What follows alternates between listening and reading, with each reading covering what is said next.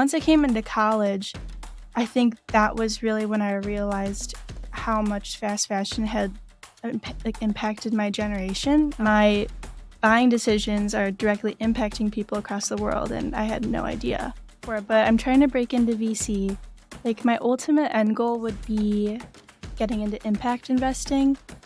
All right, everyone. Welcome back to Seed to Harvest. I have a special surprise for you all today. Missy, do you want to say hello and introduce yourself? Thanks so much for having me, Paige. My name is Missy Oei. I'm a senior at the University of Dayton studying entrepreneurship and marketing. Yeah, so I'm really excited to have Missy on to talk through some of the wonderful thoughts and her passion in her essay topic. Maybe first I would love if you could walk us through how you discovered the Behind Genius Ventures College Break Winner Essay Contest and what the process was like writing this piece for you as well. Yeah. So when I first decided I wanted to kind of break into venture capital eventually, I joined a bajillion Slack channels and followed all the biggest influencers on LinkedIn. But one of the ones that I followed was Gen Z VCs. And so I got into that Slack channel and I saw that the creator of Gen Z VC she'd sent out a blurb hey, my friend Paige just sent out this essay contest. It's a really good opportunity if you're looking to gain exposure or just have something that you're really passionate about. And I was like, all right, yep, check and check. I'll go after it. So I wrote the essay when I was at home for Christmas break with my family in Chicago. And I had all of them look over it a million times and ended up submitting it in hopes that I'd win. So Hey, that's awesome. How did it feel when you learned that you had won? it was crazy. I was waiting in anticipation for so long, but then after you had done you had a little a preview day, you did that streaming where you read some of them. Yeah. I was listening to the other ones and I was like, "Oh my god, of course everyone else is so talented and awesome. This is going to be so tough." But when I learned I'd won, I was just extremely excited. Mainly just to talk to you, but everything else that came after was pretty awesome too. So, thanks. I love that. Cool. Well, yeah, thank you so much for participating. It was so wonderful to read your writing, and I'm excited to dive in today. So, the majority of your essay focused on fast fashion, which is actually a topic that a handful of the other essays focused on as well. I feel like it's very topical for folks of this generation to care a lot about sustainability. So, I'd love to dive in with my first question, which would be what inspired you to explore the environmental impact of fast fashion in your essay? So it's been something of mine that has been a growing passion. I've started a couple little startups around fast fashion and trying to spread awareness about just kind of the dangers that come with it. But it kind of stemmed from I've always been someone who loves shopping and kind of fell into this culture of overconsumption. And I remember when I was in 6th grade, I found Shein when it was super new. Whoa, that's crazy. You found Shein in 6th Yeah, grade? I was literally a kid and I was like, "Wow, a sweater for Yeah. $10? This is awesome." Without realizing the impact of how that sweater is made for $10. And I remember I was like, "This is great. I'm gonna start shopping like this all the time." But then I quickly realized, once I got a little bit older, I was like, "Oh, none of this is very ethical." It has environmental consequences. It has a lot of unethical labor that goes into it. My buying decisions are directly impacting people across the world, and I had no idea. And so probably around COVID is when I started getting really into watching my buying behavior and seeing what kind of brands I was supporting and whether that's really something I wanted to be known for. And Wait, that's super. I have a question yeah, on that. Do you think there was something about COVID that made you reflect on those buying habits, or why specifically that time period? probably just because mainly it was a time when shopping completely changed. There was no going into stores at all. But also just you kind of realize what was most important in your life. It's not these material goods, but it's how often you can see your family and the people you love, and your whole world got reduced down to such a small household sometimes. And it was kind of just a reflecting period for me and my whole family of okay, what's most important to us right now. That's really cool. And can you share a bit more about after you had this realization what was your personal journey of shifting from creating, like, new fashion items and picking them out from a company like Shein to, like, consuming less and borrowing more? Maybe you can talk about, like, what that was like in your friend group as well, because I feel like when I was in college, a lot of, like, me and my friends were going through this evolution at different time periods, which was cool. Totally. So, what initially started this, like, drastic shift was I learned how to sew. That was also just a result Mhm. of having a ton of time during the pandemic, but I grew to love sewing and making my own clothes, but also I realized that I can do a lot with the clothes that I already have, so I would go in my closet and rework old sweatshirts that I had or old, like, shirts I'd make into, like, cuter blouses, stuff like that. And so that's kinda what changed, like, my actual behavior of, "Okay, I'm gonna try to not buy so much and start making more," just because 1, it's a lot more sustainable, but 2, it was way cheaper, like, a lot better on my bank account, so I started thrifting a little bit more, got a lot more creative with that, but once I came into college, I think that was really when I realized how much fast fashion had impacted my generation. Mhm. Everybody my age is buying clothes for going out and getting clothes for one specific interview or, like, one special event, like date parties for fraternities, like, you're Yeah. buying clothes for so many little things in your life, and you're spending so much money, or you're not spending that much money and you're getting a lot still. So, in terms of trying to persuade my friends to kinda shift their buying habits, think a little bit more about what that $10 Shein dress how that, like, impacts people. It's been kind of like a whole journey of mine throughout college. One of the things I've been thinking about is, like, how social media specifically impacts fast fashion, because I feel like on one end, there's, like, sustainable curators, and then on the other hand, there's, like, people who every time they post are in, like, a new outfit. Mhm. How do you think social media has contributed to the rise of fast fashion? Well, ever since, like, influencer culture kind of took over, I think that's been, like, the main perpetrator of it. I mean, I can log on to TikTok right now and be influenced to buy 30 new products that I don't need. So that's definitely and, like, I'm someone who's very easily influenced, and for me to have, like, these principles that I stand by, but also still be tempted to buy these things, I think it says a lot just about how effective these, like, new marketing tactics are.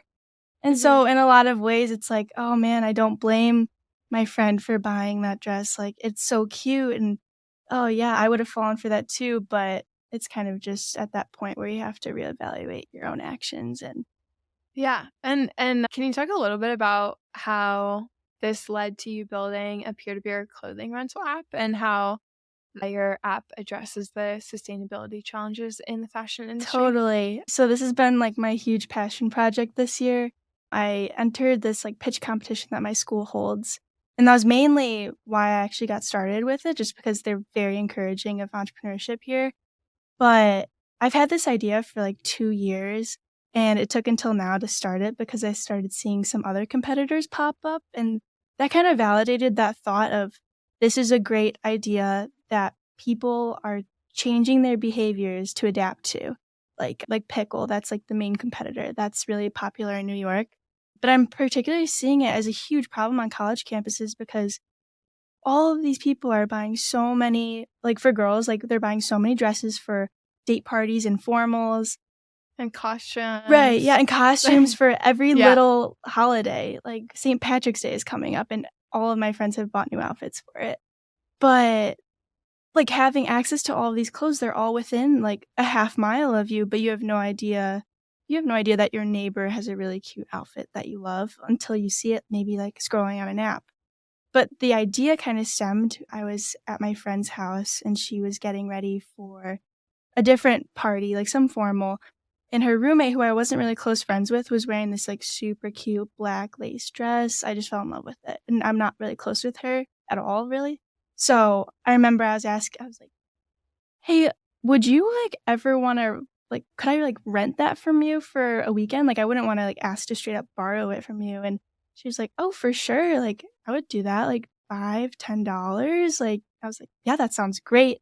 So I went and I picked up the dress the next weekend, I paid her, like, the $10 or whatever, and ended up wearing it to my formal, and I loved it. But it was such, like, an easy solution, And I figured, like, so many people my age would not have, like, the courage to just go up to a random person and ask them, "Hey, where'd you get that? Can I borrow it?" Yeah, I was gonna say, it definitely takes some courage to be like, "Can I love what you're wearing. Can I too wear Yeah. that in a little bit?" Yeah, how did you like, as you started talking to other people about that behavior specifically, like, were there hesitations? Like, how did you think about overcoming them? So, like, the main concern people have been having is, how do you know your clothes are clean? Or who's, like, Mhm. responsible for cleaning them? And so my response to that is always, the person who owns the clothes should be responsible for cleaning them, because they know, like, Hmm. best practices, like, if it needs to be dry cleaned or if it can just be thrown in the washer. Like, you would never want a random person to ruin your clothes on accident because they were trying to do something good for it. Like, Yeah, that's a good point. I feel like it feels like from a cost perspective, I feel like a lot of other apps have tried to say, like, it's on whoever is borrowing it to clean mhm. it, but that's a really good point about, like, you don't really know how they, like, take care of their clothes, and that can differ from, like, someone who puts all their clothes in the washing machine unsorted to, like, folks who are, like, really cautious about, like, dry cleaning their, like, nicer items. Right, yeah. There was, like, talks of maybe even doing, like, a dry cleaning service or something, but that would probably be, like, later down the line if we wanted to Yeah. integrate something like that. Whoa. How do you see, like, the role of technology, such as apps like Good On You, in shaping consumer behavior and promoting environmentally sustainable choices? I think they're doing a great job right now, and I think if we can get to a point where we integrate those types of resources into our regular shopping habits, they'll be Ooh. super effective. So, just for, like, explanation, Good On You is, it's a platform that basically rates every company on how sustainable they are. So, like, companies like Reformation, that's the first one that comes to mind where I'm like, "Oh, mainstream sustainable brand." It has, like, a 3 out of 5 rating, which is pretty good, but there are a ton of brands that are even better than that, and then maybe Mhm. ones that you thought were good, like, I don't know, people say Anthropologie is probably sustainable because it's so expensive. It's a horrible it's really not Yeah. a great company. Like, they have the same practices as Urban Outfitters does, it's just a different label. Yeah. Not horrible company, I shouldn't say that, but it's just, it puts you into perspective of really how great are these companies. But I think if we could take a resource like that and implement it into your regular shopping habits, like, as a plug-in maybe, Mhm. or even just, like, in Yeah, what is your, like, dream world? Like, how would you like to see more, like, peer-to-peer rental or, like, basically just, like, using unused clothing items? Like, what is your, like, dream rental scenario if you had, like, full control over things? I think it would be the way people have, like, their first gut reaction is to look on Amazon for something, or just Mhm. even just Google cute dresses. I think my, like, the best case scenario would be people go to this clothing rental app first to look for their clothes because they're looking at what's accessible right now, what they can walk to get doesn't require shipping, things that are in their local neighborhood that are, like, at the tip of their fingers. I think if we can shift Wow, that to that's what's, cool. like, most accessible in terms of, like, pricing and just, like, how close it is to you, that would be the best. Yeah. One of the things that you wrote about in your piece was, like, some success stories, so I'd love if you could share, like, some notable examples of sustainable fashion startups that have really stood out to you that have made a significant impact in this space. Yeah, it's hard to say because a lot of them are, like, super new. Good On You is one of the Mhm. ones that I talk about that I use regularly. Another one that I think is really cool and I would love to see done in other, like, companies also is, it's a company called 4 Days, and they basically, Mhm. like, collect a bunch of clothes, and then they also make clothes out of the clothes that they collect, so people can donate their fabric scraps from sewing or just old clothes that they don't use, and they'll break them up down to the fiber and then make new textiles out of them. It's the Whoa. coolest thing, it's like the definition of circular fashion, kind of. What comes in comes Yeah, out too. that's super cool. Mhm, yeah, so I think I would love to see brands build on that a little bit more. Wow. Yeah, that's really cool. I think, like, one of the things that I found really interesting so, like, when I was in college, I hosted this it's called the Enviro Fashion Show, and there's, like, 20 designers involved, and, like, everyone had to make, like, a sustainable outfit, and some people, like, upcycled things, some people, like, made it from things they found around campus, but it was really interesting to see how people use, like, environmentally sustainable materials in, like, different ways. But one of the things I thought was interesting is, like, McKinsey in one of their reports mentioned that 40% of Gen Z and millennial consumers prioritize environmental impact in their purchasing decisions. I would be curious to understand, like, why you or, like, what hypotheses you might have as to why there's, like, a gap between that intention and, like, actual buying behavior. Yeah, I think it ultimately comes down to price and what's easiest for Mhm. everybody. Because a lot of the people, I mean, everyone in Gen Z is around my age or a little bit older, a little bit younger. So we're all not really we're not having a bunch of income or anything. We can't really afford to buy a lot of these higher end sustainable brands.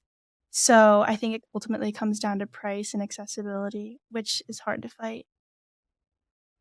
Yeah. Yeah. How does, like, thrifting fit into that landscape? I love thrifting. I, like, always promote it. I think it's a great solution for people who are looking to kind of expand their, personal style. It relies a lot on personal Mhm. style and not so much on what's trending right now. So it forces people to be a little Mm. bit more creative, but at the same time, you can't really convince everybody to shop secondhand because there are gonna be those people that wanna keep up with the trends and are just more geared that way. But thrifting is great. I think the only dangers that people can run into with thrifting is just buying too much when you don't need it. Like, that's what it ultimately comes down to with fashion like, sustainable fashion is what are you gonna wear repetitively, not so much what are you gonna Yeah. bring in. You like capsule Mhm. wardrobe Totally, vibes? yeah.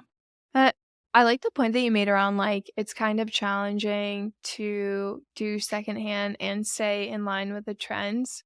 I don't know if you've had this do they have Buffalo Exchange where I you know are? about it though, yeah, they don't really. Okay. There's, like, canon event where you go into Buffalo Exchange with all the clothes that you're like, "Okay, I'm, like, ready to, like, donate these." And then they're like, "You have to donate things that are in fashion." And I think it's really interesting because I feel like what you talked about of, like, being on trend versus, like, having a really defined personal sense of style. Like, I feel like there is, like, some curation gap that makes thrifting challenging for people who might not have as defined a personal style and are more accustomed to being, like, on trend and, like, usually using a lot of, like, visual cues like Pinterest and things like that to find something that works for them. Totally, yeah. I couldn't agree more. There's this thing about the fashion industry right now I was reading.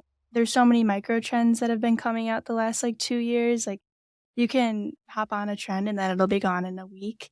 But they're Yeah. saying that these micro trends are turning over so fast that people really can't keep up, so people are choosing the ones that they like and keep, like, sticking with them while some of them are going on, and it's kind of increasing people's, like, feeling of personal style, so it's almost like Wow. we're seeing a That's cool reverse effect of it, of people are gaining a better, like, sense of their personal style because there's because 'cause they're seeing so Mhm. much. Yeah. I feel like a big aspect of, like, building taste is just it when whatever it is and, like, investing in startups or, like, finding personal style is just, like, seeing a bunch of things and then being like, "Okay, I like this. I don't like that. I love this. I really hate that." So it's interesting to hear that, like, micro trends are, you think, actually, like, influencing people's personal style Yeah. more 'cause it huh. That's cool. Do you think that was, like, recent thing? Like, did that start happening recently as microtrends got, like, even, like, nano trend Yeah. like? No, I read that probably about a year ago, so it's relatively new. I mean, I think the rapid fire of trends hasn't really changed much in the last year. It's pretty much been running the same, so I think it's still definitely relevant. Well, yeah, how do you think the fashion industry at large can better balance the need for, like, sustainability with a demand for affordable and trendy clothing, specifically from, like, younger consumers? I think well, we've kind of been seeing a shift already, but it's kind of resulting in more greenwashing. Like like H&M, for example, they realize people are, like, prioritizing sustainability, so they started slapping on labels like, Mhm. "This is eco-conscious, this one's not, but this one is." And so they are trying to differentiate themselves by doing this, but as a whole, they're still a very unethical company. And so in some ways, these big corporations are trying to, like appeal to people that way, but they're really just kind of false advertising.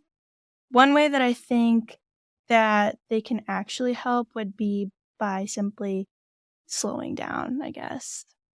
Just go Yeah. slower. Yeah, I think that's interesting. I feel like one of the things I've been interested in is, like, the rise of, like, more people talking about, like, tailoring or customization of clothing or, like, sewing, and I feel like me and my friends are getting to the point of, like, what are the quality pieces that will last us, like, 10, 15, 20 years, which is cool to see people defining their sense of personal style. What are, like, the trends that you found, like, interesting recently? What are, like, the nano trends that you're like, "I like that one." Let's One nano trend, I don't even know if it's a nano trend, but ballet flats, like, little, like, Mary Ooh. Janes kind of, I've been seeing those come back, and it made me real like, my mom loved Mary Janes. She used to throw me in those as a kid, and I'd throw tantrums, I did not wanna wear them, but it's funny seeing that come full circle, like, "Oh, those actually are really cute. You know what? Maybe I just wasn't in the right time in my life." So it's funny seeing a lot of retro trends like that come back. It makes Mhm. you realize maybe it's not so much of a trend, but something that you can stick with for a while. What are, like, some of the other things that you've realized in, like, your journey through, like, spending a lot of time thinking about fast fashion, like, sustainable fashion as well? Yeah, going off of your other point you said earlier about sewing, I think that's probably been the best revelation. Right now I do like a small like I'm basically like the town tailor for my block. Everybody like it, at least it'll last in I college, love that. but everybody will come to my door and they'll just drop off pants or a shirt that they ripped over the weekend, and I'll give them a week and fix them up and send them on their way. So it's funny to see how many people are realizing, like, oh, sewing isn't this like old thing. Like kids my age are doing it again. I don't have to drop it off at the tailor for $20. Like I can have my friend do it, or I can learn myself and fix it up. A lot of Well, times, how many, like, other friends of yours sew? I'm so because I learned to sew when I was in high school, and I, like it's kind of like you get obsessed. You're like, "Wait, I can make yeah, anything I have this insane." totally. I have 2 friends that sew. One of them is a fashion designer. I met her at my internship this summer, so of course she sews. But the other one is actually a former professor of mine. She started, like, her own company where she makes dog bandanas. I Wow, love cool. it. It's the cutest thing ever, but it's fun because she just started that recently. I think she taught herself how to sew, like, in the last 2 years, and so she's already doing it on that scale. That's super cool. You mentioned your internship. Can you share, like, a little bit more about, like, what are your big dreams? What are you looking forward to when you graduate? Yeah. So I kind of mentioned before, but I'm trying to break into VC. Like my ultimate end goal would be getting into impact investing. So investing in Mhm. companies that are either environmentally sustainable or companies that support founders from underrepresented communities. Wow. What is, like you're, like, looking back on yourself, like, 10 years from now, where do you wanna be? What do you wanna be doing? I want probably 10 years from now, that would put me at 32. So hopefully I'm married and having some kids. Um, and Mhm. also I would love to just consistently have like a little side hustle of mine. So either it's handmade clothing or maybe it's this app that I'm building. I want to keep like a piece of sustainable fashion with me like throughout my life. I think I'll never be somebody with just one job. Hopefully, I'll have, like, a Yeah. little passion project on the side with me, but 10 years down the line, hopefully, I'll be in that, like, impact investing world doing something like that. Whoa, cool. Well, I think that's most of the questions I prepared for you today. Do you have any questions for me that are top of mind? Well, you kind of talked a little bit about, like, how you had, like, this environmentally sustainable fashion show, and your friends Mhm. have been adapting some fun new trends. I'd love to just hear about your experience with fast fashion and kind of your perspective on it right now. Ooh. I had a very interesting, like, fashion journey. So I went to San Diego State, and so, like, everything that you're describing from, like, parties where you, like, need different outfits, everything's themed, and that was the first time I was like, "Oh, you have to have a specific outfit for everything that you're going to." And then I started thrifting a lot specifically for that. And then I was going to a lot of festivals. So it was so funny, like, coming out. I had an internship, I remember, and I was like, all my clothes are different colors and, like, wildly inappropriate for the workplace.